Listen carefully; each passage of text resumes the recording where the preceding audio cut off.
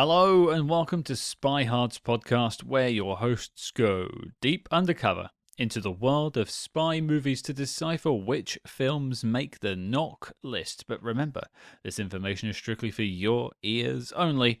I'm Agent Scott. And I'm Cam the Provocateur. And Scott, I've never felt so much indifference in my entire life. Well, strap in, folks. You've got a whole 90 minutes of it.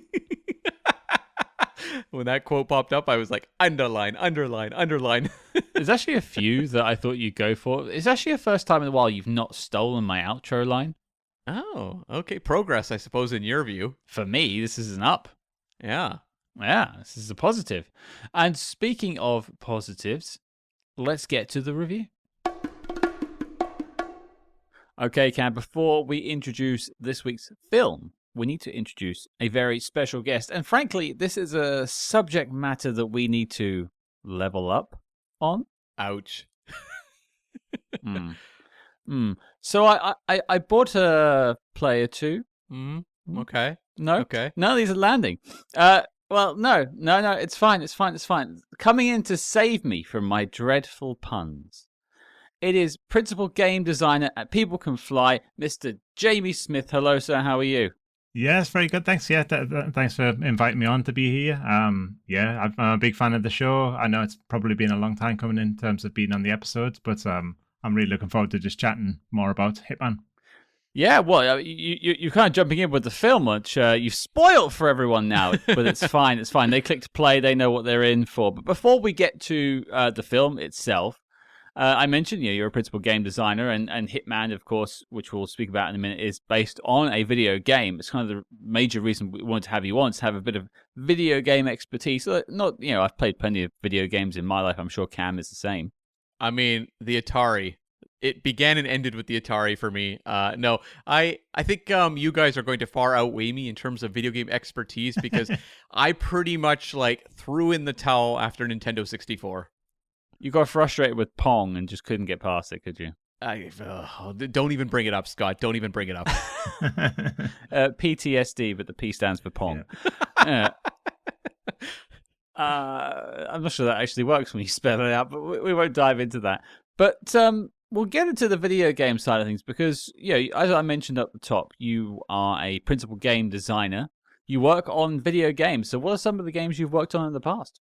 Yeah, so the most recent release was Call of Duty Vanguard. This was 2 or 3 years ago. So most people, even if you don't play games, have probably heard of the Call of Duty franchise. So that was a very fortunate opportunity to come up working on the campaign of that. So historical World War II kind of setting. And I was involved with the weapons. So on the design side, that's typically the rules, the mechanics, the rewards of the game, the types of things that the character can kind of do. And in that case, that was one of them. And then another one, you might have touched upon this previously on the show, but it's a game called Tom Clancy's The Division. So it's in the realm of the Tom Clancy kind of universe, the Jack Ryan kind of stuff. So it's separate from the Jack Ryan narrative, but it's set within the Tom Clancy's kind of worlds, as a whole. So that was another game from 2016, where it's basically a pandemic has kind of hit the city and hit the world, and you're one of these agents to kind of clean it up. So I was involved in that as well. So you prognosticated in 2016 what would happen in 2020 by the sounds of it. Yeah, possibly so. And I think the sequel, I didn't work on that, but the sequel had some people storming Capitol Hill. And then that also happened a couple of years later as well. Ooh. Oh, my. Well, that's some foresight right there. That's some hot button issues going on in Tom Clancy gaming. Evidently, well, it sounds like your video game credentials check out because, frankly, they're better than ours. But what about your spy movie credentials? That's what I really want to hear about. So, we've been talking on emails for a while to get you on to the show. You clearly have a love for spy movies. Where does that love start for you? Yeah, I mean, it starts with Roger Moore more than anything else. So despite the fact that Pierce Brosnan was probably my first kind of James Bond, I was growing up kind of during the early 90s. Obviously, I'm based in the UK, and the UK, especially on ITV, used to just have, the constant kind of reruns of the entire James Bond kind of catalogue from start to finish. But my parents kind of grew up in the 70s, so they would always refer to, Spy Who Loved Me and Moonraker and wherever else it may be. And for no other reason, I don't know why, but Moonraker is the James Bond film I've seen more than any of the other ones, despite the fact that it's not my favorite. GoldenEye is probably my favorite. But yeah, I owned all the films. I used to watch them kind of back to back. I've read half a dozen of the books kind of so far, mostly the newer ones, not the Fleming kind of stuff. Okay, wow. But yeah, I've just been a big fan of the franchise, from, year dot, pretty much. So I have a question, actually. In your house, was it a little bit like mine where there really wasn't a James Bond outside of Roger Moore? Because yes, Connery had happened, and George Lazenby was obviously, there for a little bit too, but in my house, it was like Roger Moore is Bond. Was it kind of the same for you? Yeah, I totally agree with that. I mean, Pierce Brosnan maybe kind of, started to lean into that in the 90s kind of thing. But Sean Connery, I used to look at, that's the old kind of James Bond. George Lazenby is kind of the forgotten James Bond, and maybe the one that people don't want to talk about. And Timothy Dalton is kind of there's been too long of a gap between when Dalton did it and when Brosnan kind of did it. And Roger Moore did the most kind of films at that point. So official films anyway. And so that's sort of the James Bond. That's your genesis. But at some point, did your spy movie tastes broaden and you began to pull on other resources and other franchises? Yeah, I mean, it's probably following actors more than kind of films or franchises. So, for example, following Tom Cruise and then some general kind of interest in, Valkyrie and the Mission Impossible kind of franchise. But even with somebody like Sean Bean, and he's appearing in films like Ronin, or Ronin, depending on how you pronounce it. So the 90s in general is like some of my favorite kind of era of, high concepts, high execution, kind of spy thrillers. I'm a big fan of Enemy of the State, that kind of thing.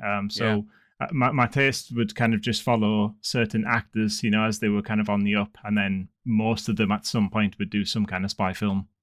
It was a great time, too, for, like, original spy film concepts. Enemy of the State, Ronin. Yes, they have kind of their foot maybe in the history of spy films, the conversation for Enemy of the State, but, like, they were original films being pitched because they had major movie stars so they could sell, versus nowadays everything has to be more attached to, a known IP or property.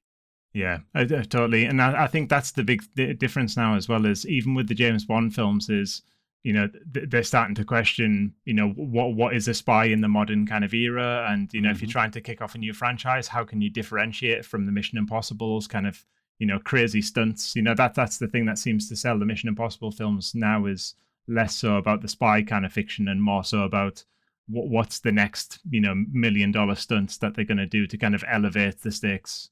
Well, I'm not too sure that's necessarily a recipe for success, looking at what happened with Dead Reckoning Part 1. Yeah. You can scratch the part 1, Scott. Yeah, that's why I said it with a question mark. I'm not sure if it exists. It's been disavowed. That question mark has been disavowed. Sorry, that part 1 has been disavowed. That's what I meant to say. Yeah. But let's talk about the film. Let's talk about your expertise. Let's bring it all. Let's synergize everything together. Cam, what are we talking about? We are talking about 2007's Hitman, starring Timothy Olyphant. It's an interesting one. I mean, it's a video game series I know a little bit about, and I'm sure we'll talk about how it came to be in a little while. But if you have never played the video game and have maybe never even seen this film, here is your synopsis. Hitman. Most believe his very existence is a sin, but others know. A sin? Yeah, I just raised an eyebrow. I don't think that's ever played in the movie. No. A sin? A sin? Wow, that's okay. We're getting biblical there. Is that why he's got a red tie? Like, is he naughty? Okay. Ooh, well, there was actually an agent who showed up dressed as a priest at the end of this movie, so maybe that ties to it. Yeah, that's true. I mean, he was a very well-trained priest. He was. The best of the priests. That's why they locked him in the door. That's right. Can't let him out. Oh. Most believe his very existence is a sin, but others know he is a necessary evil. A genetically engineered assassin with deadly aim, known only as Agent 47, eliminates strategic targets for a top secret organization. But when he's double-crossed, the hunter becomes the prey, as 47 finds himself in a life-or-death game of international intrigue. And I gotta say, Scott, you and I tackle Hitman movies on the show every now and again, and some of them, our main takeaway is this is definitely not something that really applies to the spy world, say like the original Mechanic. Sure. But Hitman, I think, pretty firmly lands within the spy canon. Yeah, I mean, you've got shady organizations, people going undercover, CIA. tattoos. Tattoos, yeah. The genetic side as well. There's something happening that people aren't aware of. It looks like a human, but is it really a human? You're getting into maybe like sci-fi, but there's still an element. Well, I mean, one of the things I'm sure we'll talk about, but this film has Bourne Identity written all over it. Yeah, and there's a little bit of Skyfall in there as well. Yeah. Scott stares at the ceiling, but yes, we'll get to that a little bit later. My brain's working overtime. Yeah. But I guess let's talk about first experiences. I had never seen this film. Oh. Despite playing the game. Well, one of the games. Right? There are multiple Hitman games out there. But let's throw it to Jamie, you're the guest. Have you ever seen this film before? Yeah, so I'd seen it once when it first came out, and much like yourself, you mentioned there. So this came out shortly after Blood Money, and Blood Money is the fourth Hitman game. That is the one when people talk about Hitman, normally they refer to Blood Money. That's the one that's revered. Right. So this came out a year later, and it was at the point where I was just turning kind of 19. So I was of the legal kind of age to kind of go see this. It's probably the perfect kind of age. I was almost like the perfect demographic for this as well. My thoughts at the time. Number one is I hadn't heard of Timothy Olyphant, aside from it's that guy from Scream 2. I didn't really know kind of who he was at that time. He's much, much bigger now, and he starred in kind of Live Free and Die Hard, or Die Hard in the same year. But I didn't know who this guy was that was playing a character that I'd grown up with for the previous kind of decade before that. I should say that I probably perceived it as a bit of a cash-in, because when you look at games that transfer over to kind of movies, aside from Mortal Kombat, it had a kind of pretty bad reputation for those kind of adaptations as well. So I probably, before I went in to see the film, I probably had a negative kind of disposition of what I was probably going to see. And I think the main reason, even thinking back then, is I just don't think it ever hit the right tone, because the game has lots of dark humor. He's called Agent 47, but his alias is Tobias Reaper. There's lots of dark kind of humor and, puns and kind of things like that. And none of that stuff kind of made its way over to the film. But that's all I pretty much remember until kind of watching it more recently. Okay, so a quite a vivid memory of it then. Definitely your experiences at the time. But Cam, had you experienced Hitman? I did not see it in theaters, but it was a movie that came out during an era of Fox Entertainment. 20th Century Fox was cranking out a lot of really bad genre films. And it was Tom Rothman was running Fox at the time, and so it was like you could just tell there was a genuine disrespect to comic book stuff, video game stuff. And the year after this movie, you're going to get like the Max Payne film, which was truly terrible. I remember going to a critic screening for that one, and it was one of the worst things I've ever seen. When I was reviewing films, and that's just he's watched Trenchcoat, folks. And like it was just that era, like this comes out, a year or so before X-Men Origins Wolverine. There's just a lot of bad stuff going on at Fox at this point in time. The Day the Earth Stood Still comes out the year after this. The Keanu Reeves remake, which is truly terrible as well. So, and I remember it had a big McDonald's scene. Like there was a lot of really obvious, cross-promotional stuff. Like they were very cruddy movies. And so I didn't see Hitman in theaters for that reason. I had zero connection to the game. I'd never played it, but that didn't like rule out me going to the theater to see a video game movie. It was more like the reviews were pretty bad, and so I just kind of was dismissive. Although Roger Ebert liked it, as I recall. But I remember I had a bunch of buddies that had rented a like the top level of a house. And this place, it was the kind of house where if you went in there and there was a half-drank Slurpee in the corner, it would probably be there a week later as well. Like, it was just kind of like the ultimate group of 20-something-year-old guys hanging out in a house. And so we would do a lot of bad movie nights. We'd rent things like Hell Comes to Frogtown, stuff like that. And at a certain point, they all rented Hitman. And so I remember watching it with them. And because of the company, because of the atmosphere, it was actually a pretty fun 90-minute watch. There was violence. It was quick and to the point. Like, it did not bore anyone. And so I think my takeaway was like, it wasn't very good. But when I compared it to some of the other video game movies coming out at that time, or some of the other genre stuff being made by Fox, that it was pretty painless, and it was fine. Like, it did not stick in my mind at all, but I really didn't have any sort of negative associations the way I do, for example, Max Payne. I mean, firstly, I think myself and the listeners can all smell that house. Oh, it was a place, man. It was a place. I remember when they had their final night and they were all moving out, I went by to visit, and like people had put scissors stuck into the walls. Like, I don't know what was going on in that house. Well, that was my next point, because like you get a bunch of boys in the house around sort of the mid-20s. You think they'd be having parties every night, but no, you're renting copies of Hitman. What are you guys doing? Hey, I didn't live there. Blame them, not me. Okay. You weren't cool enough to live there. No, I was going to school at that point. I wasn't going to pay rent. No, that's probably fair. Okay, well, I mean, the communal watching experience can definitely bump things up, so that there is that. But it sounds like you both had a moderately fine experience with it the first time you watched it, so we're going in with smiles on our faces. Cam, how did we get Hitman? Well, okay, so it's obviously based on the IO interactive game. Hitman Codename 47 came out in the year 2000 for Windows, put out through Eidos, and then expanded onto consoles afterwards. And at the time of when they were going to adapt the game into the movie, they'd sold 5 million units at the time of kind of the production period. So I'd like to know from you two, because I have absolutely no familiarity or background with the Hitman games, but if you guys had played those first three, or if they'd had any sort of impact on you. I'll probably just throw my thoughts in real quick, and I'll throw it to Jamie. I definitely played one of them. It probably was the Blood Money one that you mentioned. But for me, this game was just sort of filling the void that was left by Metal Gear Solid and Siphon Filter, which are really the games I was playing in the 90s that were more stealth action based. I actually played Siphon Filter. I can connect Wow. with you right there, Scott. Wow, look at that. Cross-generational. Look at that. That's right. Grandpa played a PlayStation once. Well done, you. Jamie, what about you? Yeah, so I'd played the second, the final two games, which was Contracts and Blood Money, and each game progressively gets more interesting in terms of the types of mechanics and the sophistication of the controls and the behaviors and things of the character.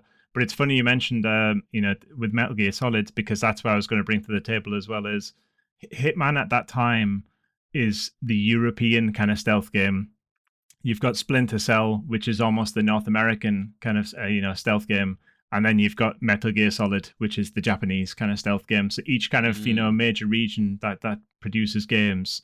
It just turns out though that my perception of it is that as successful as Hitman was, it's not considered, or wasn't as considered, as revered as the other two, because Splinter Cell is again part of the Tom Clancy kind of universe, and Metal Gear Solid has fans kind of all over the world. So this is almost the franchise, which is the little franchise that kind of could, and its growth and its expansion, even to the modern day. If the world it's called the World of Assassination trilogy. It's bigger now than it ever has been. But at that time, it was kind of like the underdog compared to the other two. Well, I have a question just to, guys that know video games better than me. Does it surprise you that there's two Hitman movies versus a lot of the other games you named have never gotten film adaptations? Yeah, that's exactly what I'd written down in my notes as well. And I think a big part of that is because Metal Gear Solid especially, in some cases, is a film in itself. It's got so many cutscenes in it. It's very well, high caliber in terms of its cinematography and narrative and, cutscenes and things. And then Splinter Cell's kind of been a bit up and down, but he has made appearances in, slight shorts and audiobooks and things like that. So yeah, but to answer the question, I don't know why they chose to adapt Hitman, and twice. I'm not too sure. I have a working theory. Okay. I think it's because, and I think Jamie, you alluded to this, it's the lesser of the three. And so it's the cheapest. Yeah, possibly. Like Hideo Kojima, who made the Metal Gear Solid games, is going to put a big price on his IP. And Tom Clancy certainly puts a big price on his. So the next one is Hitman, and it's just a bald guy with a tattoo on the back of his head. Anyone could play it. Frankly, I could. All I've got to do is look menacing in a suit, and you're off to the races. So, yeah, I think it was probably just the cheapest. And also maybe fewer creative demands. Because, for example, if you're making, like, I don't know, a Zelda film, Nintendo has a lot of demands, probably, Mm. versus maybe Hitman, there's a little more leeway. I'd also say Hitman always struck me as a bit more wacky Mm. than those three. Like it has moments of real like silliness in its games. The way you can assassinate people, the costumes you can put on, and stuff like that. The way you can infiltrate buildings. I seem to recall, and just watching like Let's Plays and stuff. I've just seen people play other Hitman games and just seen some complete lunacy. Whereas, like, of course, Metal Gear Solid, you can disguise yourself as a box and get pissed on by a fox if you'd like. But that isn't necessarily what you have to do in the game, whereas Hitman sort of calls for the lunacy at times. Yeah, exactly. And that is all very present in the film. Yeah, for sure. There's a couple of moments, I've got a list for later on, but there's some direct callbacks to that kind of behavior. Right, okay. Good. Looking forward to that. But Cam, go on. Yeah, in 2005, Variety announced that Hitman was being adapted to the screen in a project starring Vin Diesel. And he would be producing the film and also starring. And when is this for Vin Diesel? This is actually in the wake of movies like Triple X and Chronicles of Riddick. This is before he returns to the Fast and Furious franchise. So it's more of that Vin Diesel trying to find other properties to make him kind of a known name or a really popular name versus doing what he obviously has kind of done best with Dom Toretto. I mean, you say best. Well, I would say that is him at his best when you're watching like, Fast 5. That's fair. It was an interesting period for him because he had that sort of moment in the sun with Triple X and Fast and Riddick, and then disappeared for a while. I'm not sure I could see him in this role though. Yeah, he actually bailed on this after about a year and a half of development, and instead went and did Babylon AD. Well, Darkest timeline for Vin Diesel. does the AD stand for a disaster? Did you ever see it? No, I just guessed from your reaction it was terrible. Oh, I saw it. It was a movie that was like just edited to absolute shreds. And yeah, it was a real box office disaster. I'm sticking with a disaster then. Mm-hmm. That's applicable. And so they also brought on screenwriter Skip Woods, who is an American writer and actually notably is also a partner at Wetwork Tactical, which is a weapon handling and tactics consulting firm that works with the film industry. And that sort of inspired his kind of beginnings as a writer because he focused mostly on action films. That was kind of his specialty. And he wrote and directed a movie starring Thomas Jane called Thursday, which was kind of a crime thriller. It didn't really make much of a mark, but I think probably at least got his foot in the door because he sold the screenplay for Swordfish. And Swordfish was snapped up and obviously became a big budget movie with John Travolta. And that led right into Hitman. And he also just kind of like fell into the Fox world because he was hired to do uncredited dialogue work on Live Free or Die Hard. He was one of the, I'm sure, army of writers on X-Men Origins Wolverine. He worked on A-Team, A Good Day to Die Hard, Sabotage, and also on Hitman Agent 47. So not necessarily the loftiest of artistic filmographies, but he definitely was after a certain niche in this particular point in time. He's worked on 100% more films than we have. Exactly. Yes. And so they also brought on Xavier Gens, who's a French director, and began his career as an assistant director in the 90s, actually working on some Van Damme films like Maximum Risk and Double Team. And I have a lot of, warmth for the movie Double Team. Mm-hmm. And he also did some uncredited assistant directing on Ronin, apparently. Oh. I'm not exactly sure in what respect, but around this period, he's doing the assistant directing, but also starting to direct his own shorts and music videos. He does a lot of French music videos and makes kind of his major motion directorial debut with a 2000 movie called Frontiers, which is like a ultra-violent horror film, and then rolls right into Hitman. And post-Hitman, like he's not a name that jumps out really, but he's done a lot of kind of lower-budgeted horror films. And that's kind of been his thing, doing that and television. He did do a segment on the ABCs of Death, which was kind of a cult fave horror anthology film. But that's kind of been where he's been playing ever since. He does have a movie coming out this year that I'm very much looking forward to. It's called Under Paris, and it's about a giant shark swimming in the Seine River. Only you would be excited about that film. Sign me up. There's an audience of one, and his name is Cam Smith. There's a great poster of like the Seine River and the Eiffel Tower overhead and a shark fin cutting through it. And I'm like, you know what? You sold me in a single image. You just need Condor Man soaring over it because it's the Seine, and of course, Condor Man was where it happened. So, I want to see that crossover. Also, Mayday parachuting off the top of the Eiffel Tower at the time. Oh, yeah. There we go. That's the synergy. I There love we it. go. Grace Jones is still around. Maybe she can be the star of that film. So's Michael Crawford. It could happen. That's true. It's true. And so he was inspired by a lot of Hong Kong cinema classics like The Killer and A Bittersweet Life. And this production did not go particularly well for him. There was a lot of extensive reshoots. There was booted release dates. It got delayed. There was also a lot of stories about how the movie was taken away from him for the final edit and given to Nicholas de Toth, who was an editor who'd worked on movies like Bicentennial Man, The Sum of All Fears, Tom Clancy shout out, and Terminator 3. And at the time, it was reported that it was to edit it down to a PG-13 because it had been filmed for an R. That's not the case in the final product, so I think it was more like they just took Final Cut away from him and had it somewhat reassembled. But at the time, like Nicholas de Toth was actually known within Fox for being the guy who cut a Live Free or Die Hard from an R to a PG-13. So that's where a lot of the rumors were coming from. Any relation to Andre? I have no idea. Just recognize the surname. But okay. I mean, I'd read the behind-the-scenes machinations on this, and I'd read mixed responses as to whether it was true or not. But it has also been confirmed by several verifiable sources that he was thrown out. Yeah. And that, I mean, you say like he didn't do much. This was the closest he got to the sun, as it were. You have to think maybe there was a connection there. Yeah, like in terms of big studio filmmaking, this is kind of it. Yeah. I wonder if it was sour grapes and it just didn't go down well. So I found a couple interviews, more like looking back on Hitman. I'll start with Xavier Jens, who there was a story about him apparently having turned down a Marvel film. This was something I think Slash Film picked up on or something like that. And they were just asking him about why he didn't take this Marvel project, which was unnamed.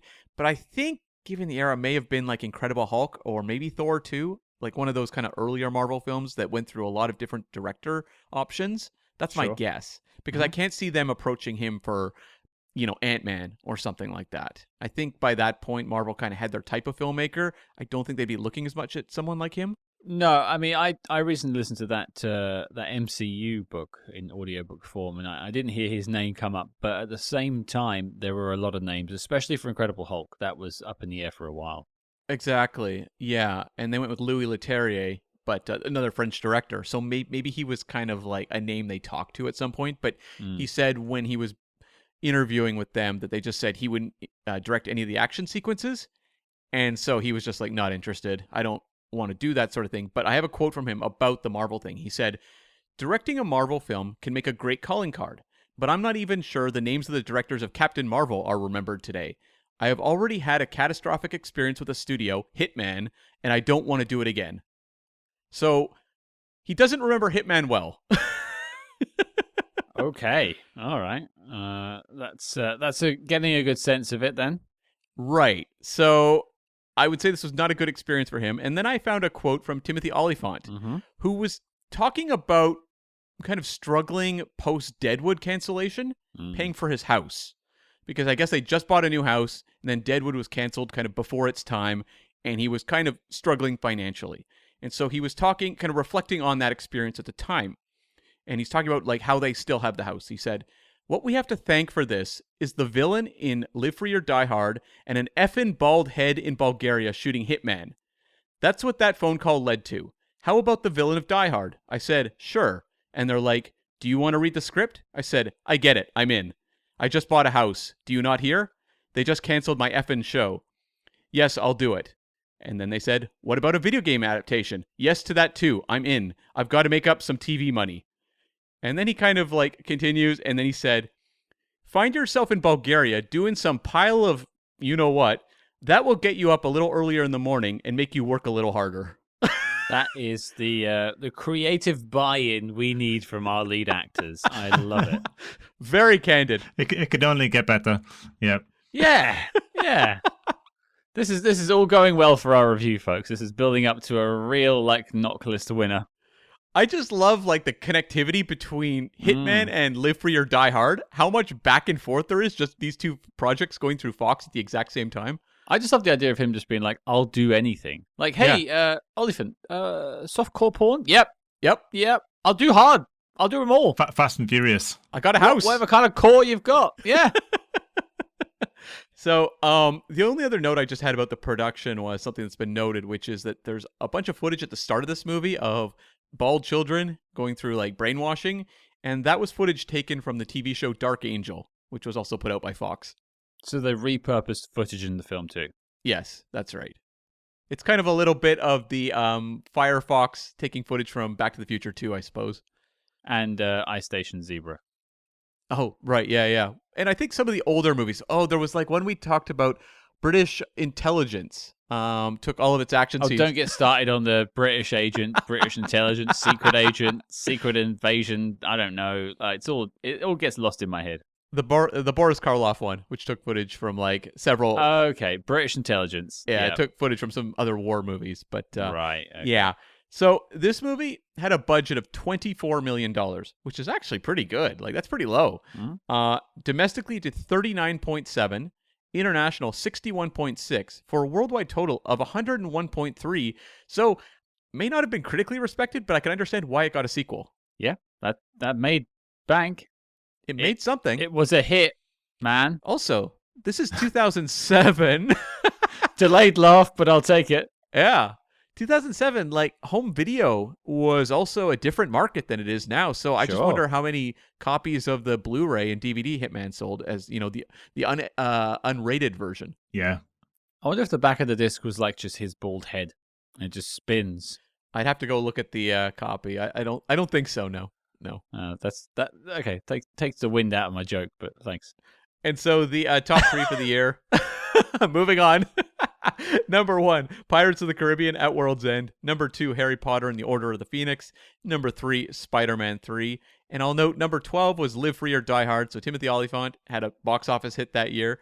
And also, I will just note that Babylon AD made $72 million worldwide on a budget of $70 million. So Vin Diesel chose poorly. Did he though?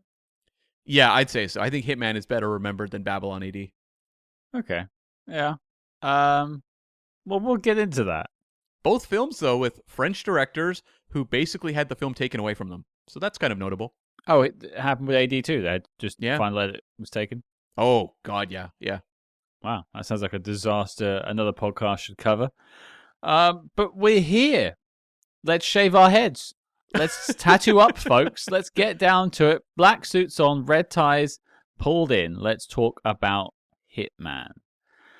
Jamie, you've ventured onto the show. You are our video games expert. You've revisited the film. I want to hear from you first. What do you think of Hitman? Yes, I don't think it's aged particularly well.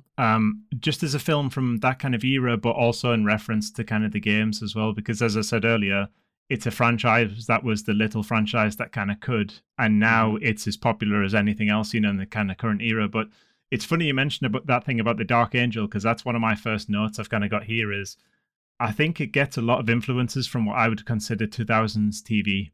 So you've got, Olyphant from kind of Deadwood. You've got that guy, Desmond from Lost. I don't necessarily know what the actor's kind of name is. Not Penny's Boat.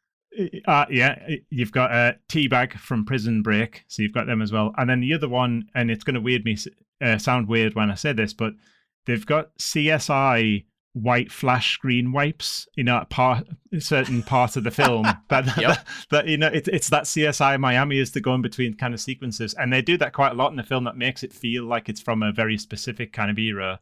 But as I say, aside from it going from strength to strength, I think the other thing that really bugged me in the film was the forced kind of chemistry between the loner of kind of Timothy Olyphant, and that's where he's supposed to be in the game. He's a trained kind of killer. He doesn't talk to anybody. He doesn't crack jokes.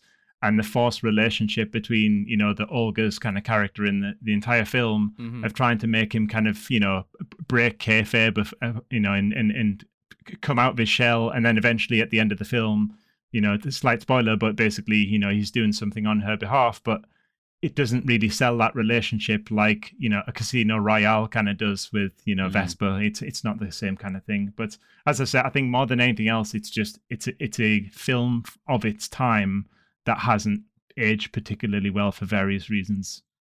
Firstly, I want to commend you for bringing wrestling terminology onto the show. It's always great to hear someone bringing up kayfabe, which anyone who gets that, you get a like from me. Well done for understanding that reference.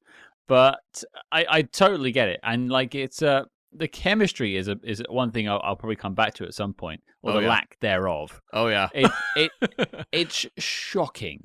But also, like, they want him to be this, like, almost like a borderline incel kind of virgin-esque person, like a complete, like, reserved, withdrawn from femininity and unable to connect to women. Like, they make a point of, like, him reading an article of, like, how to talk to women. Yeah. And it's like, is this something that really bothers this guy? Surely he's just meant to be this cold, calculated assassin. I don't remember Edward Fox in The Day of the Jackal reading a book about how to talk to women. I thought it was weird because you say incel, but he's not really, because women are actually throwing themselves at him, and he's more like a frustrated monk or something. Like it's that half monk, half hitman kind of thing. But it's like, why is he then reading these guides on how to talk to women? That's what I didn't understand. If you tell me he's a character who has like stripped out all these elements of life, like he doesn't have any vices, he just he doesn't connect with other people, he is just a focused weapon, I understand that. But then I don't really get why we have scenes of like him reading these like guides on how to meet women. And there's like a scene where she asks him why he buys these magazines, and he says it's for the advertisements. And then she says, why do you like the suitcase? It's because I can fit my sniper rifle in it and a gag for women who talk too much. And she's like, oh, we're skipping the foreplay, are we? And, Roger Moore would turn around and be like, oh, a gag, you say? A woman. But he just, like, stares awkwardly into the distance, and then the scene ends. Yep. Yeah, it's true. And, like, you have the scene of, like, June, the woman who approaches him in the bar. Yeah. The blonde lady who's, I think, like, just gotten divorced or something. And it's the most awkward, like, well, gotta go. See you later, June. And I'll add, I mean, I've been out with Cam. I've seen his game, folks. I can say Cam has more game than Agent 47. Boom. I'll take it. I mean, it's not much, but it's something. He's Agent 48. Scott, let's not correct it. Let's not correct it. Just let it go. Okay. Let's move on. Okay. All right. Well, you're right, Cam. Let's move on. And let's move on to me. I want to talk about Hitman. And the word I underlined and circled about 3 times throughout is trash. Oh, wow. So you're coming down on the hard end on this one. But like, let me expand on the word trash, because trash to me doesn't necessarily completely mean this is a bad thing. Trash can be fun. You talk about that sort of viewing experience you had with the bunch of smelly boys, Cam. That you could watch a really bad film and have a fun time with it in the right setting, in the right mood. I watched this from more of a critical point of view, looking at it as a spy film, what's doing right, what's doing wrong. And I got a lot more wrong than I did right. And I kept on picking on flaws, but ultimately this just felt to me like someone trying to make a Luc Besson-esque action movie who isn't quite confident enough to do it, and it feels chopped to pieces. There's like dubbing all over the place. Oh yeah. Oh, it's crazy. Just crazy. It's such a mess. Yeah, it's such a mess. And so I just said it was trash. And this, one man's trash, another man's treasure. You could enjoy this film, and that's, kudos to you for enjoying it. For me, I didn't get much from it, but I just sort of viewed it as like one of those sort of naughty, trashy action films. Basically, like Jamie said, in a sense, like it's just one of those era. But looking back on it now, you're right, Jamie. It has not aged. There's like several scenes of Olga Kurylenko just stripped for some reason. Yep. I don't know why. It didn't serve the plot. Now, I'm sure she was very comfortable. I read an interview with her that she was very comfortable to do all this, and it was all agreed, consensual. This is absolutely fine. I'm not questioning that. I'm questioning the narrative purpose. Oh, this movie's made for 12-year-old boys. Yeah. Like, that's it. They are not thinking beyond that. Trash. Cam? Yeah. So I didn't think Hitman was good. I'll say that much. But to me, it is interesting in that, like, it is so cut to the bone. Like, there's nothing in this movie that's extraneous, really. It is exposition and action scenes, and it moves. Like, it is 90 minutes that just goes by very quickly. And as you said, it's held together by tape. There is so much ADR. There is so much, like, I'm sure, just, like, cobbling this thing together in an editing room and pasting it together with dialogue so that it just kind of holds as some sort of consistent sort of through line of a story. But, like, to me, I give this one a little more of, I don't want to say a pass, but I enjoyed it a little more because the action was actually pretty well done. Yeah, that's one of my likes, sure, yeah. And when you have, like, Timothy Olyphant as your lead and Olga Kurylenko, who at this point wasn't a known name, but someone who obviously has presence, and we would see, you know, Camille in Quantum of Solace the next year. She's very good and has been good since. There's a level of just capability that they can bring to even, like, this kind of material that makes it rise above some of the other really bad video game movies of this era, because I think of how many of those terrible movies there were, because I mentioned Max Payne earlier, but there was, like, Doom. Resident Evil. Well, the first one was pretty good, but, like, some of the sequels got pretty dire. Mortal Kombat Annihilation was terrible. So, like, Hitman in some ways feels at least like a kind of glossy, half-decent looking package versus some of the other ones, which were just an absolute chore. But that doesn't make it good. It's kind of like where I guess Scott is. Like, it is a total trashy movie that, and you mentioned Luc Besson. I mean, this was put out through EuropaCorp. This was a Luc Besson, you know, executive produced film. But there you go. It is that kind of very disposable entertainment that, to me, like, where it loses me is that ultimately it's not good. It's wall-to-wall cliches and very unmemorable villains, which is always kind of a knockoff for me, like something that just does not. If you've got bad villains, then you're going to lose points. You've got to swing for the fences in these films. Yeah, you know, you've got to leave your mark on it. If you're going to do, you know, we're using the word trashy, or I'm using the word trashy, then at least do something interesting with it. Yeah, but when I look at the bad Fox genre movies of this time and place, I don't regard Hitman as one of the worst cases. And I think that's entirely fair. And I think, like, I'm coming down hard on it to start off with, but I've got things to say that I like about the film. And, you know, I say the word trash, but I would say, like, McDonald's is trash. Food. Sure. But sometimes that's what you need. You need a 90-minute film that it's rapid fire, this film. Like, it is exposition, action. There is no wasted moment, which, you know, you could, and we lament a lot of films that are bloated and take 2 hours to do something you can do in 90 minutes. I credit the film for doing this. And maybe that's what you want, to turn your brain off and just watch an action film, and that's absolutely fine. Yeah. Like, I think it has a time and place, and that time and place is where I saw it. In a shambles of a half house, and a bunch of guys who are just chugging, you know, Coca-Cola. Well, let's get to likes. Let's celebrate Hitman whilst we still have energy. Jamie, something you liked about Hitman? Yeah, a really big one is, because you mentioned this earlier about the start of the film and you've got the montages of the kind of the training.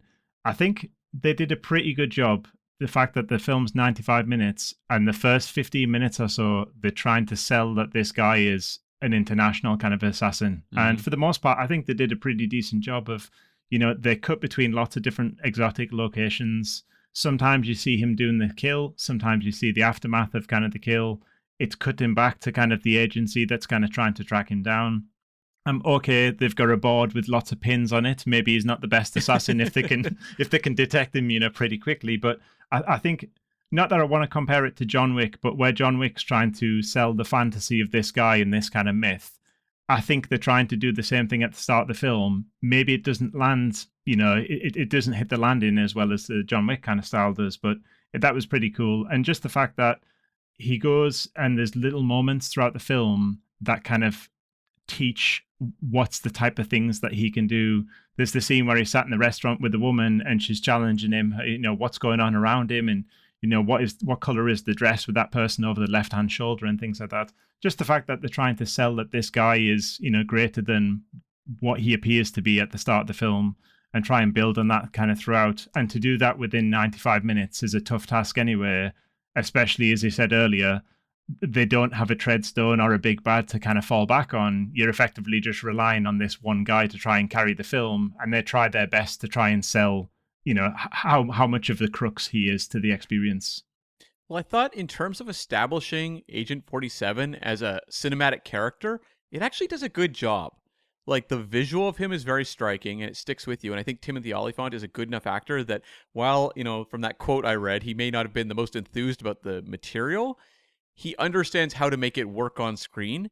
So, like, the idea of Agent 47 being your lead, I think actually clicks pretty well. Like, I don't necessarily have all the details in terms of the inner workings of the agency he works for, but as a lead character, I've seen video game movies that don't succeed at all at making you in any way interested in the lead, and I think actually here it works. When I watched Max Payne, like, I played the actual first Max Payne game, so I went into that movie with actual knowledge for once for a video game movie. You played Max Payne? I did, actually. PS2? No, I played it on a PC, yeah. It's a wonderful game, the first one. Terrific. Yeah, it was great. And I remember going to the movie being like, I actually feel like I'm prepped for this. And walking out of the movie being like, what the hell was that? Whereas I felt like, here, there was actually something with the Agent 47 character that I could kind of hold on to. And I could imagine that character continuing with Timothy Olyphant. Yeah, I think this guy worked best when he was kind of that... you think like the David Fincher film recently, The Killer. Yeah. Or like The Mandalorian. Sure. This silent protagonist who is just a force of chaos or good or evil, depending on how you want to do it. But The Killer is probably a good example of this done well, I would say. Like, obviously the plot's a bit different, but this just cold assassin, that's what you want. And then as the film colors him in more, I think it gets less interesting because I don't want to know about his emotional relationships. I don't really want to know more about his scarred youth or the code within inside this group of assassins that they're all going to take their guns away and bow at each other with swords. That feels so much of that era, though, where it's like they had to somehow like take these characters who were very popular, but just like water them down for like a mainstream audience. Like, I think of like, not video game related, but I think of like Judge Dredd when they made the first movie and his helmet's off in the first like 30 seconds. And then you get to them much later with Carl Urban playing the character and actually sticking true to the concept where the helmet never comes off. And that movie works a lot better. But they didn't have faith in the material with comic books, video games, any of that stuff at a lot of the studios. And you can feel that going on here as well. Oh, I mean, translating video games to films is a tough thing to do. There's actually far fewer successes than there are, either mediocre entries or complete failures. Yeah. What are the best ones in your guys' eyes?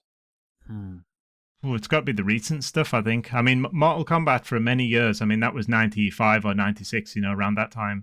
Yep. Maybe for 20 years, people would always say it's Mortal Kombat. But I think, even in the last 5 years or so, you've got the kind of The Last of Us TV series comes out. That's you've terrific. Got the Sonic kind of film. Yeah, you've got the Knuckles kind of series. I've not seen that yet, but you've got the Super Mario film is pretty highly praised. It's a different type of audience. But up until recently, it was don't go that kind of route. And then the most recent one, which is the one that's breaking all the records, it seems, is Fallout. And that's a TV series as well. So yeah. I think it's just about how well you adapt it. And this was at the time where, the early 2000s, you mentioned Resident Evil as well. I'm a big fan of that franchise. You have one of these crazy over-the-top action sequences, dubbed over by Linkin Park, and that was the mid-2000s. That's what most of the films are kind of doing, and that's the vibe of this kind of film. Where's the problem with that? I mean, in the end, it doesn't even matter, No shade on Linkin Park, yeah. I mean, I love Resident Evil. I've played every single one of the games, and when I saw the first film, I was happy-ish, but by the time I got to Apocalypse and things like that, and we've had the director of Apocalypse on the show, I was less happy. That's right. Yeah. Yeah, Alexander Witt, who was the second unit director on some of the Craig Bond films as well. Yeah, go back and check that one out, folks, if you want to hear more about Resident Evil Apocalypse. But yeah, it's tough with video game adaptations. The other one I always think about is Street Fighter. It's no good, but I was always happy to see Kylie Minogue. It's a camp classic. Yeah. I suppose for me, in terms of likes, I mentioned the sort of quick pace and the short runtime. I really do appreciate that, and maybe we can talk about that. But I don't think anyone's really giving their best. No.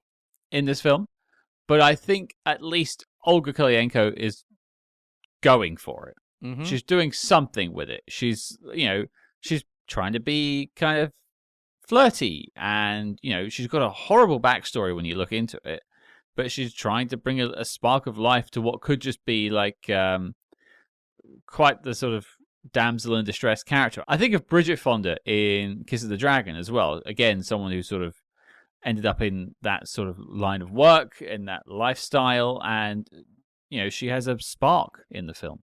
All I thought about was Severin from Skyfall, right? With the performance of Olga Kurylenko. It's someone who is basically a trafficking victim. She has the tattoo on the face. There's like the vulnerability. You have the connection with the male lead. Like, I just kept thinking of that character because it felt almost like they were modeled on each other in a way. Like there was something in the water when they're writing those types of characters in that time period of film where it's just like, boy, these seem similar. But like the way they portray this character, I think, has a lot of problems. Oh yeah, a lot of problems. And maybe is for the dislike time period of this podcast. But like, Olga Kurylenko really did become something of a fledgling star coming out of this movie. Like, it was a breakthrough performance in a lot of ways that got her roles going forward, and you can understand why. Like, there is a movie star just look to her, and she is trying to bring so much to this character that is basically written as a teenage boy fantasy object that you're like this is someone who doesn't just get the assignment, but is like hurling the assignment over her shoulder and being like, I'm going to try for more than that. Well, something you always say, Cam, it's a saying of yours, is go for broke. Yeah. And she is. She's she knows the film that she's in. She knows the caliber of what they're putting out, and she's like, hey, let's just go for it. Yeah, because it's not like when you go through a lot of these video game movies that were basically aimed at teenage boys that there was many well-written female roles, but like some people really just were unable to rise above the material, whereas you can see she's fighting against it constantly. Yeah, and I think she succeeds in spite of kind of the chemistry with Timothy Olyphant as well. It's almost like the scenes that have been written in the film to force the kind of the chemistry to show how much of a kind of a stoicism there is with him. She's kind of not necessarily playing it for laughs, but it feels like she's playing it in a very kind of earnest way. And Olyphant often comes across as a little bit, awkward, and maybe that's part of the character, maybe that's him acting as part of the character, but it never quite lands. And she just almost, again, a kayfabe kind of once again, it just feels like that she's just not going to break out of that, and she feels like she's elevating the scene, in spite of kind of the resistance. Like, you can see how, like, when she's in, Quantum of Solace, which another movie that went through a lot of production problems and was very short, edited down to like 100 minutes basically, but like, you see how if you give her just a little more, how much more she can rise to the occasion, because Camille is a character that, regardless of what you think of Quantum, comes out looking pretty darn good. Oh yeah, she walks away with that film. Yeah, for sure. What about you, Cam? Something you liked? Honestly, the violence and the action in this film was actually kind of refreshing, because this comes out 1 year before Taken. And you're going to see, we've already had the Bourne films, but especially post-Taken, action movies become PG-13, and a lot of the action is that kind of shaky cam or quick editing stuff going on. There's a couple examples of that in this movie. There's a fight with the priest monk that isn't particularly effective later in the movie that's kind of just a cobbled together, geography-free sequence. But like, there are moments in this where it's just the hitman taking people out. It is very bloody. There's, squibs going off all over. I did watch the unrated cut, so that has like an extra minute or two of violence. But even if that stuff's removed, it still is a movie that doesn't play it that kind of sanitized, impact-free way. And I actually enjoyed that about this movie. Like, it felt like a bit of a throwback to a time where I would watch those kind of Arnold, Seagal, Van Damme action movies, which were R-rated and proud of it. Yeah. And when I'm watching him have like a sword fight on a train with a group of other agents, and I'm seeing, blood squibs, and I'm seeing them get impaled on swords and stuff, I'm like, this movie is trashy, but it at least is embracing its trashiness. Mhm. And I know the director had maybe some higher aspirations when he's talking about like John Woo's The Killer. This is not The Killer, but I appreciate the commitment to ultra-violence. Well, it's interesting you mentioned that train sequence because that was a reshoot and inserted Yeah. way after the fact. And you can actually see the seams of where that's put into the film, quite strangely. Yeah. It's with the interrogation of the other agent as he shot him and I'll be back and then comes back. That's basically the one scene that they then cut that into. But yeah, the violence is something I had a like for too. I think they did it quite well. It reminded me of there's a moment where the hitman Agent 47 turns up at Udrey Belikov's house, played by Henry Ian Cusick, who's the guy from Lost we mentioned earlier. And there's like a little exchange. I didn't like his dialogue in that scene. Like he's trying to be pithy, and it's a bit odd for what I would have thought he would have been like. Yeah. But then it goes full on like shootout, and it reminded me a lot of Face Off. Yeah. So it's calling back to that sort of John Woo-esque stuff there. But, squibs going off, people just getting shot to pieces. And if you're going to go for that, again, much like Olga, if you're going to do it, just go for it. There's a really good scene actually in a bathroom, a bathroom scene in a spy movie, which we've seen several of, but like it's just a pristine white looking bathroom. And then he takes out a whole bunch of guys and there's just like red blood sprays all over the white bathroom. And it looks like really cool in the movie. Like they have a good sense of how to make this violent look kind of very glossy and over the top in a way that is very like visual, is very cinematic. Yeah. So I appreciate that they, and it's actually a second like I had, but that is the fact they went for sort of not a hard R, but a higher cut than a 12A, what we would call it, or a PG-13 as you would call it in North America. Like it's a for us an enjoyable move, but I imagine for a lot of studios a scary move. Well, and a year or two later they would have said cut it to a PG-13 because we can show this movie to 12-year-olds in a theater and make more money. But I'll throw it out to anyone else. Any other likes to bring up? Yeah, I mean, just the other one, it's a slight kind of nod. There's a couple of these in the film. But you mentioned the bathroom scene. There is also the bathtub scene. So there's the bathtub. The guy's in it. He's kind of covered in the barbed wire. He's not allowed to kind of move. He's got to stay there. And then he throws the duck in kind of at the end. And to anybody watching the film, like you mentioned, hyper violent up until this point. You've got the kind of the slight love story thing going on, and then a guy just whips out a duck from kind of nowhere. That's a direct reference to one of the marketing materials from Blood Money, where he stood in the doorway of a bathroom. It's shown from the perspective of the target. He's looking out and he's about to throw a toaster over his shoulder into the bathtub to electrocute him. And that's why he's tied up in the film, ready to be electrocuted. And there is also a rubber duck in the bath. And that's part of that kind of dark humor I said earlier, which is it's over the top in terms of the execution, but they still have room to kind of play. And that's where that rubber duck kind of comes from. Oh, okay. Because when I was watching that scene, I wouldn't have picked up on the Easter egg for the game, but I kept thinking that whole sequence reminded me of the influence of Saw at that time period. Like that felt to me like something ripped right out of those Saw sequels, which were really popular in 2007. Yeah. It's got that kind of body horror thing going on because you've got the barbed wire stabbing into him when he moves and stuff like that. Yeah, that's why I thought of Saw and Hostel. Just spinning off from that for a second, Jamie, as a video game adaptation goes, we asked, what do you think some of the best are? As a video game adaptation, as someone who's played some of the games, how does this do at sort of translating the world of Hitman onto a film? Yeah, I mean, there is so many little things. I can cover a couple of them now. I can save a few kind of for later as well. But the very first one, and it's very, very prominent, is the film starts with the song Ave Maria. Anybody that knows anything about Hitman, that song is completely iconic for a very particular scene in one of the games where he pretends he's dead. He's in a coffin at a funeral and he comes back to life and you basically go on a murdering spree whilst that song is kind of playing in the church room. And they use that to kind of cover the menu kind of music. So in terms of adapting, they didn't adapt that sequence from the game, but when you hear that theme, it transports you back to that exact sequence in the game because that's where people kind of remember it from. And there's a couple of others, the way that he kind of kills people. There's the scene at the start, it's kind of a flash and you miss it, where he puts the golf ball or some kind of bomb down somebody's throat and then blows them up. That's the type of crazy stuff you can do in the game where, somebody's on a golf course and you switch out their golf ball for some C4. So when they hit the ball, it explodes instead of kind of hitting the ball. So they adapt little sequences like that, but unless you'd played the games, you wouldn't necessarily notice that stuff. And the final one, which is another blink and you kind of miss it, at the very start of the film when he's finished his training, he opens up a box and it's got 2 guns inside, and they're the 2 pistols that he uses throughout the entire film. They're called the Silver Ballers.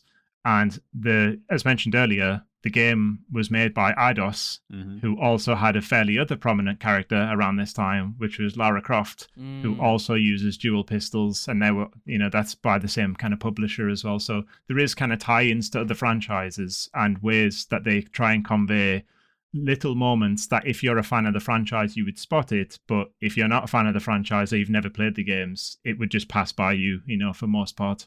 And we actually talked about Lara Croft Tomb Raider over on the Patreon, right, Scott?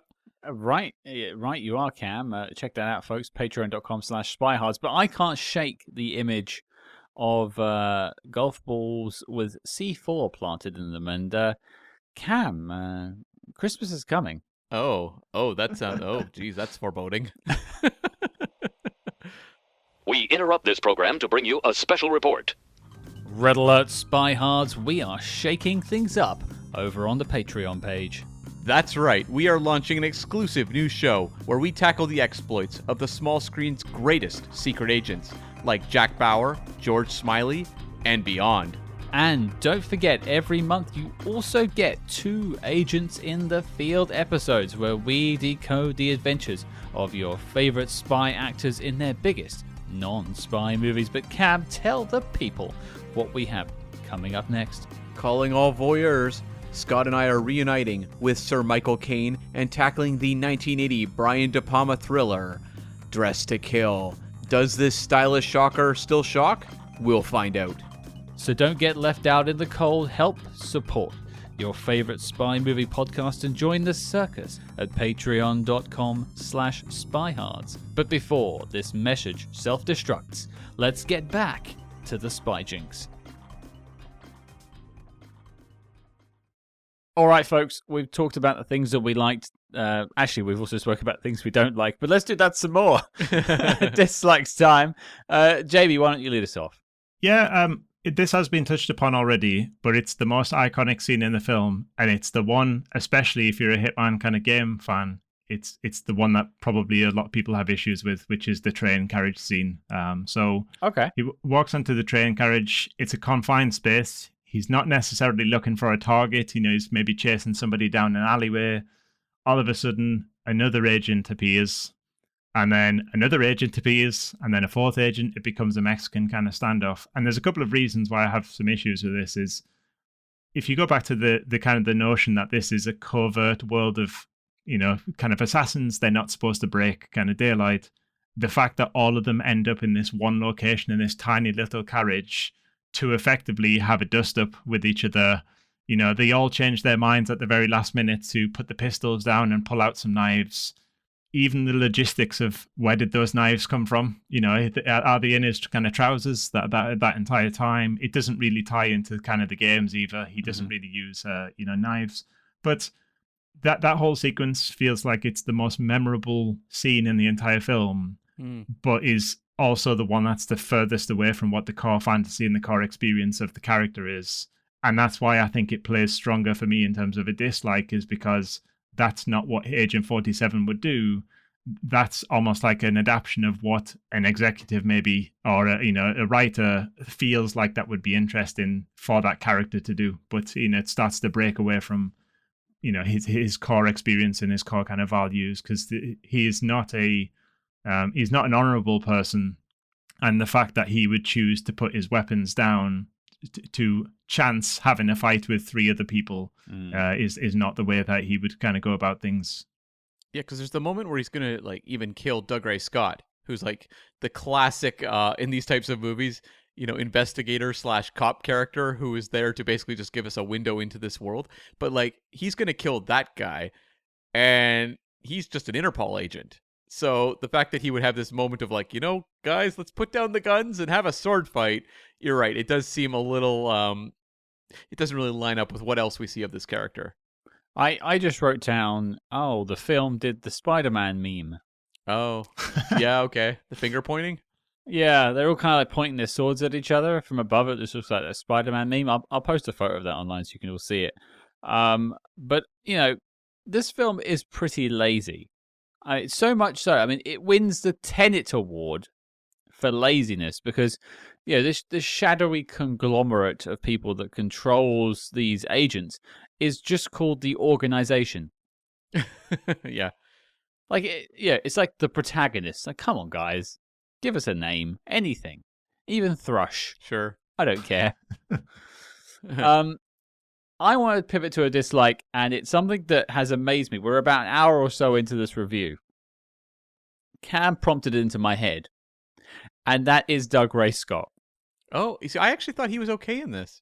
Well, I disagree. Sorry, Dougray, I tried. I wrote down charisma vacuum Dougray Scott strikes again. The poor guy, he's not exactly surrounded by winners either. He's doing the best he can, but every single scene of him just doing exposition about what's going on is just dreadful and boring and takes all of the energy out of the film. And what I found it more amazing and indicative of this problem is that we didn't mention Dougray Scott until an hour into this episode. It's true. It says it all. And he's the bookends of the movie as well. Yeah, this movie, as we said, is pasted together. There's so many scenes of like over-the-shoulder shots where you can't see the mouth of the character who's talking. And there's a number of scenes with Dougray Scott where he's talking to someone and you can't even see what Dougray Scott is actually saying, and you're hearing dialogue, and it's just clear that his character was basically Mr. Fix-It. Yeah. And they were like, okay, we need to make sense of this plot. Dougray, that's your job. I do appreciate his like exceedingly British sidekick. Was it Jenkins? Who has the most Cockney accent the entire way through. He's like, oh, he shot someone, governor. Yeah. He's like a oldie Londoner or something. It's crazy. There are points, too, where they don't even, like, hide the dubbing, where, like, a character will just be speaking out loud on camera, but their mouth is not even close to what the words are. Yeah, it's funny you mentioned that when you said it earlier as well. I'd only just watched it again recently, just in the last day or so, and I thought my copy or the Blu-ray that I was watching, I thought there was something wrong with it. I genuinely paused it and thought, I'll just rewind it a little bit. I'm not, I didn't realize that there was that kind of, to that kind of degree with the dubbing. But I've never come across a film in such a while that made it feel like the hardware that I was playing it on was kind of broken. Yeah, I watched a movie just the other night called Iron Mask, which is a Jason Fleming vehicle with Arnold Schwarzenegger and Jackie Chan in it. Wow. And that is a Russian/Chinese production. And that is like the worst case of dubbing throughout a movie I've seen, where you can't even understand most of what the characters are saying. But like, it was at the level of what I'm seeing in Hitman. Which just goes to show that it was just a zombification of a film. Yeah, totally. But what about you, Cam? Something you wanted to bring up?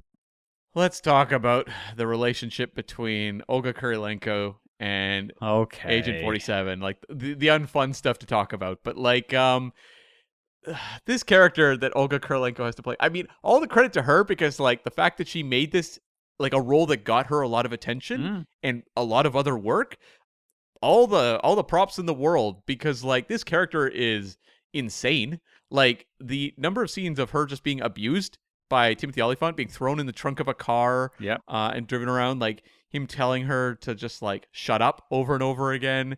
And I'm like, oh my God. And then like, and he's your hero. He's the hero. We get like graphic scenes of her being whipped by like the Russian president, it was the Russian president, not the double, I think, at that point. But like, I'm like sitting there going like, why is this in this movie? Like, this is so exceedingly dark for this kind of like glossy, superficial action film. Like, why are we doing this? And then they're trying to like pivot into like a rom-com where the two of them are out making cute at like a restaurant, like a really like fancy restaurant. And I'm like, this is insane. And the fact that like Olga Kurylenko is somehow managing to kind of convince me is fascinating. But I mean, my God, the things they put her character through are kind of unforgivable. Watching this film, I thought of you quite a bit, Cam, and your reaction to not because of the whipping scenes. I know that's. Oh, I thought. Well, okay. I thought it was you throwing me in the trunk of the car in Vegas, but I was like, okay, sure. yeah, right, yeah. What you do in your private time is your business, Cam. We won't inquire any further. Sure. But no, some of the scenes that you mentioned, like how she's treated throughout the film, and I remember your reaction to Taken back in the day, and you had quite a visceral dislike for those scenes of like people being sort of strung out on drugs and trafficked as well. But I think at least in Taken, it was done to service the plot and sort of the evil that Liam Neeson was taking it to. In a sense, there was a sense of like this man on a vengeance path, whereas this is more just gratuitous. And also, like, completely robs her character of any sort of, like, psychological baggage she would no doubt have accumulated over her experiences. That is all completely dismissed.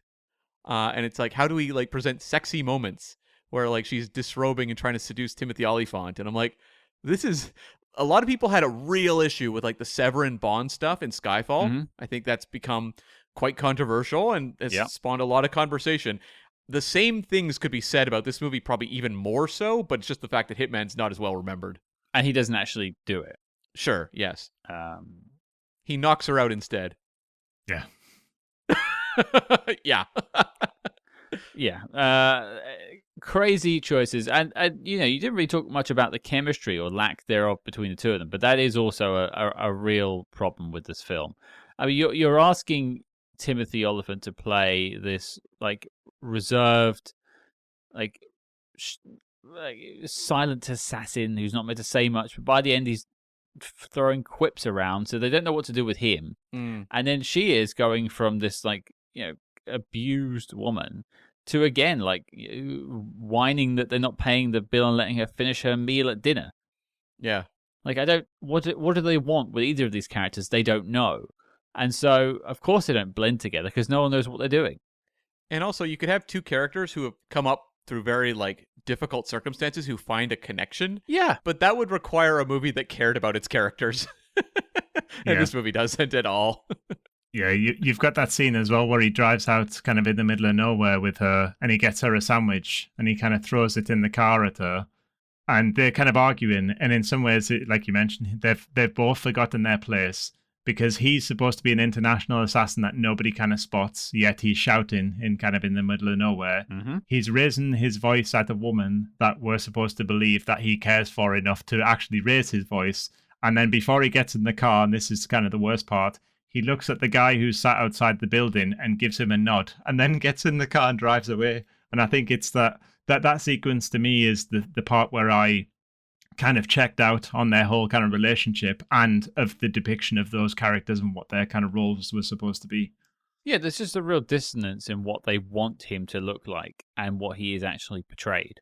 And I think that's a real problem in this film.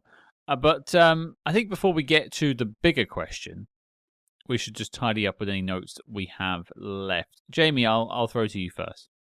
Yeah, the other little notes, just most of these little touches, again, that I said that they've kind of carried over from the Hitman game. So there's some nice stuff that they do. There's a really good scene where he gets dressed up as a guard and they show the sequence from behind his head and he puts the kind of cap on and it shows his barcode. It's very much like a Silver in Skyfall, where he's walking through the police station. He kind of puts the hat on and hidden in plain view. And that's something he doesn't do enough of in the film, which is hidden in plain sight. And that's the whole thing with the stealth in the Hitman games. It's all about social stealth and blending in your surroundings. So that's pretty cool. I thought of that too. Skyfall immediately jumped to my mind when I saw that shot. It's exactly the same. I wonder if they kind of looked at it as a reference point, but I thought the same thing. Even the way that he just pulls it down at the front is super cool.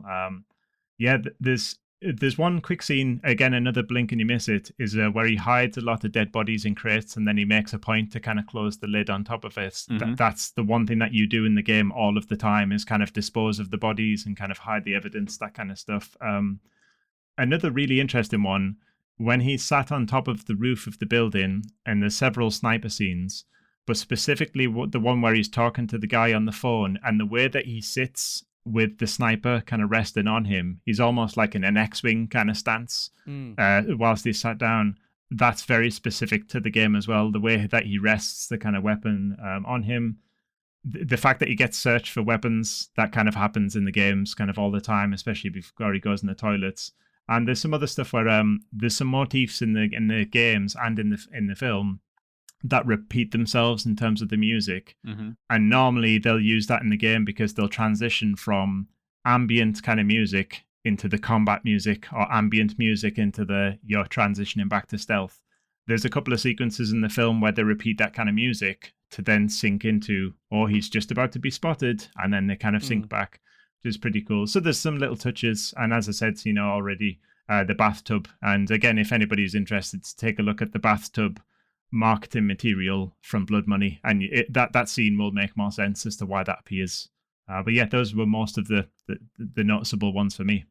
I like that the movie wasn't like plagued by a lot of obnoxious music choices. Like, it wasn't trying to just sell the soundtrack featuring music inspired by kind of stuff like you got in the 2000s. Like, it actually seemed like they were fairly tasteful in their music choices, which was kind of a rarity, especially for these kind of junky Fox films.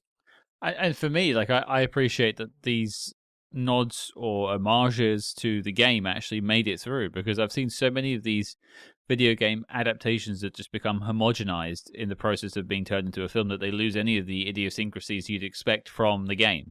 What's the most like homogenous one that jumps to mind? Like one where you watched a game adaptation and you were just like, I barely see any of the game even here. Ooh. Just looking at a list of video game films, a couple that jump out to me as just completely bland. There's a Far Cry film that was made. I remember watching it thinking this is awful. Also, Warcraft. Oh, I saw Warcraft, yeah. Anyone watch that film? Yeah, that's almost nothing like the game. The narrative is the same, but it's basically just trying to do Lord of the Rings, which is not what Warcraft is. I also think of Dungeon Siege with Jason Statham. Wow, that one was like the most generic of sword and sorcery kind of movies. Any from you, Jamie? No, I mean, not that the ones that come to mind, but Doom has that one sequence. I mentioned that it's a first-person kind of point of view, but aside from that, it's like giant guns and weird kind of monsters. But it's a franchise where it feels like anything kind of goes. So it's the same as Doom in the sense that there's evil kind of beings that kind of get in shot, but it's not the same as Doom because those beings are just made up, for the sake of the kind of the movie. But yeah, the ones you mentioned are probably the better kind of choices. I haven't seen Warcraft myself, actually. I remember seeing Doom, and like I played the game Doom actually quite a bit in high school, and it had a very like distinct kind of energy to it and atmosphere. And I remember watching the movie and just thinking it felt like a ripoff of Alien. Yeah. And it was like, oh, like that. I wouldn't have played the game and thought Alien the whole time, but when I watched the movie, I just thought Alien ripoff. Well, Doom the film was heavily influenced by Doom 3, the game. Yeah. Which is much more like Alien. Ah, okay. Like things crawling out of the darkness and stuff like that. But even the people who make Doom have said since the Doom 3 was a mistake. Right. So gotcha. They made a game out of the mistake game. You know what I mean? Mm-hmm. I had 3 notes. One is a little bit of an expansion on something I said about Dougray Scott earlier. I just wanted to add to it. One of my gripes I didn't really flesh out was more just this concept of him hunting down Agent 47. Right. You think of something like Face Off, the film I referenced earlier. You know why John Travolta is trying to find Nicolas Cage, because Nicolas Cage killed his son. You find that out immediately, and that is the driving force that makes him do all the face-off stuff. It pushes him through the entire film, apart from to get his own face back. And so that gives you that incentive as to why he's doing this work. Apart from the fact that it's his job at Interpol, you have no idea why Dougray Scott has been chasing Agent 47 for 3 years, he said, or something like that. There's a lot of motivations that are a little lost in the edit, I think, here. Because even like all the agents pursuing him, you're like, well, okay, but then they just stop at a certain point, and then one shows up at the end, and it's like, okay. I never felt like they were being aggressively pursued by agents the entire film either. No, and there was one of my other notes is a line that Dougray Scott says that made me actively laugh out loud when he's saying how bad Agent 47 is. He's trying to say like, oh, he's this unstoppable force, and he goes like, he's responsible for over 100 deaths. I'm like, if we're talking video game high scores, man, you're not doing very good if that's all you're getting. Yeah. Duke Nukem laughs at that. Yeah, Duke Nukem like does that for breakfast. And my last note is I think I should add this to my stand-up act. But what's the deal? Yeah. Right? What's the deal with these spy or covert organizations having identifying markers on them?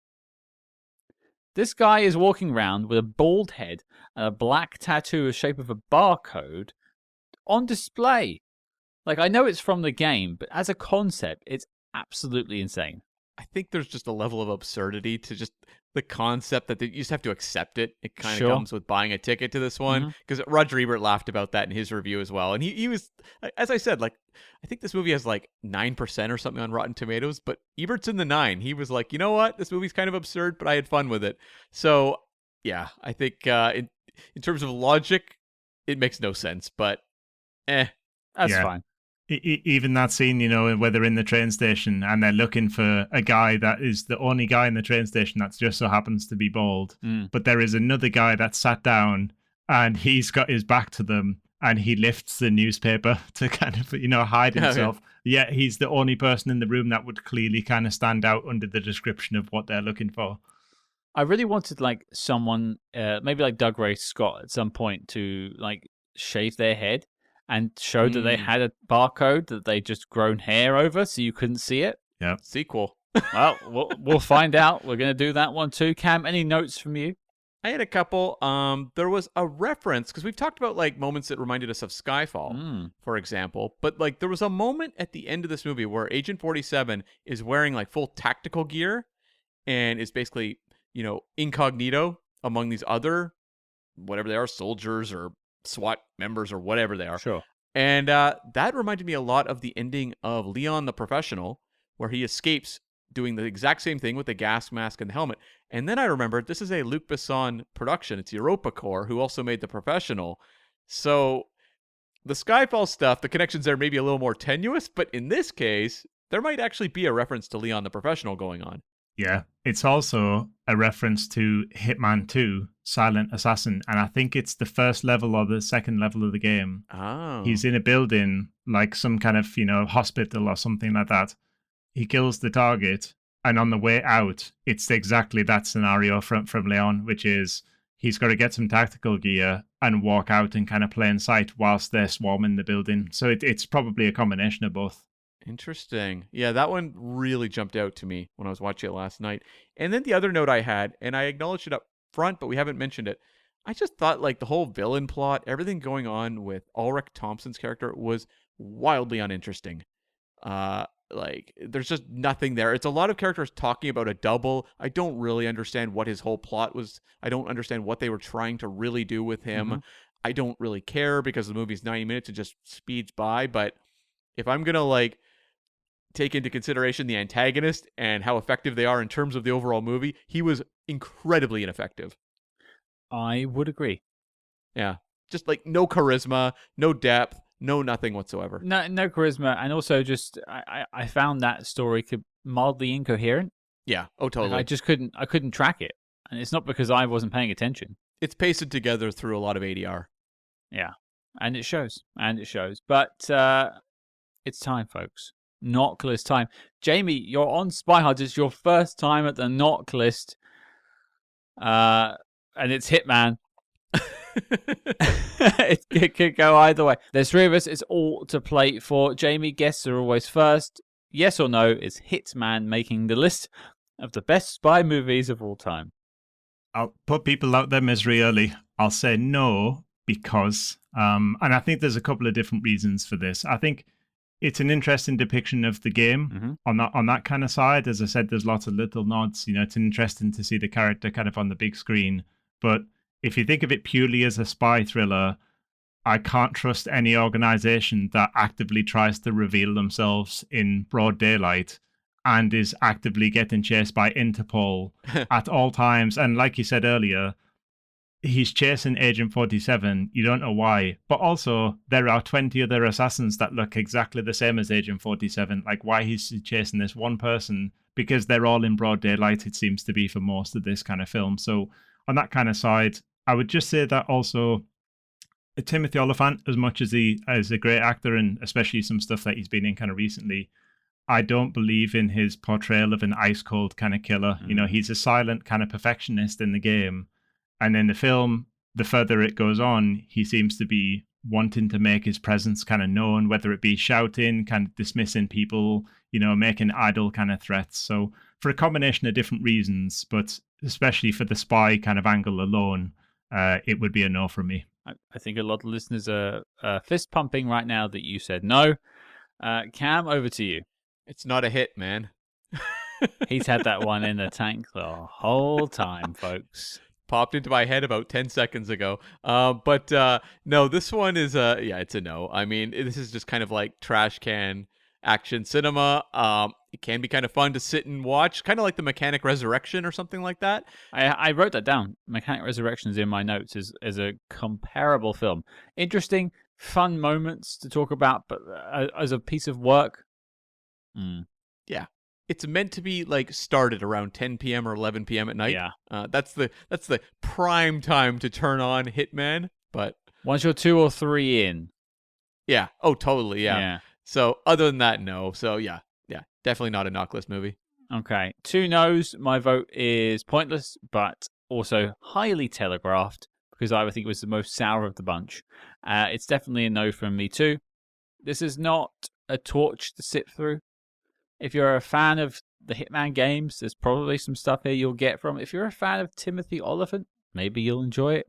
If you're going through the work of Olga Kurylenko, there's something there for you too.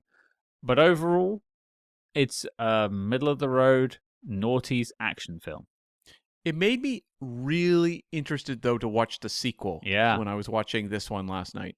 Yeah, I'd be interested to see where they go next, because obviously it made money. It had its fans. So we'll chart that in the coming months. But 3 no's. And as such, Hitman is not making the knock list. The dossier on the film is complete and filed as classified. Here we go. Well, Jamie, that was it. You've done it. You've completed your first assignment on Spy Hards. Oh, that was great. Thanks very much for that. I didn't mention this earlier, but I'm a big fan of the podcast just in general. It's I have a morning kind of routine, and it's always in that kind of playlist as I'm going through. Funny you mentioned Leon, because that's one of my favorite films in general, and I just listened to that one by chance kind of the other day too. But wow.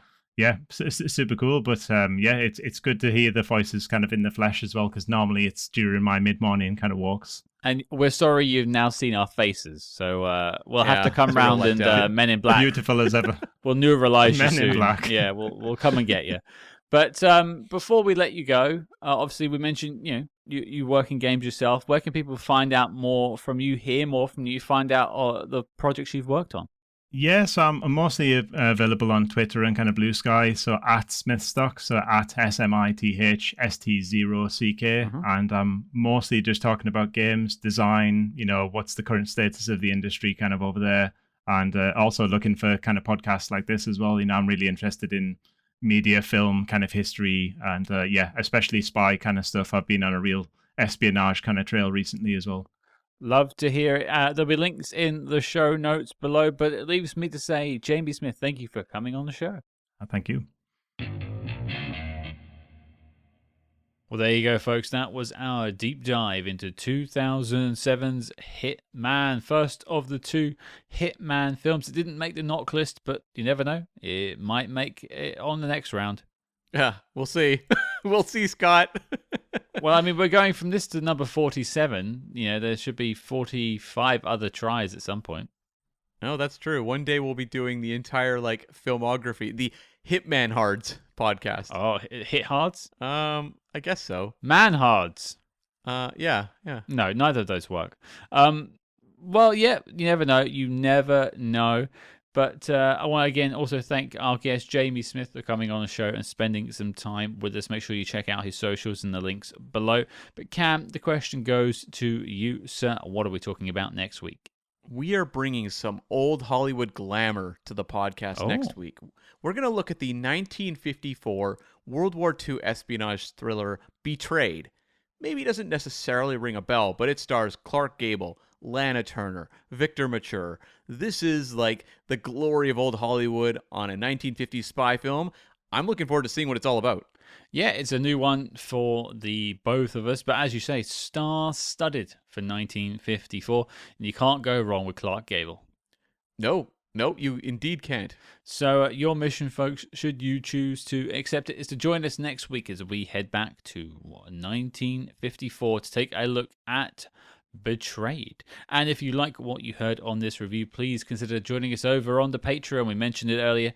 Patreon.com/spyhards. There's links in the show notes below. Almost, I think we're at 50 plus bonus episodes now.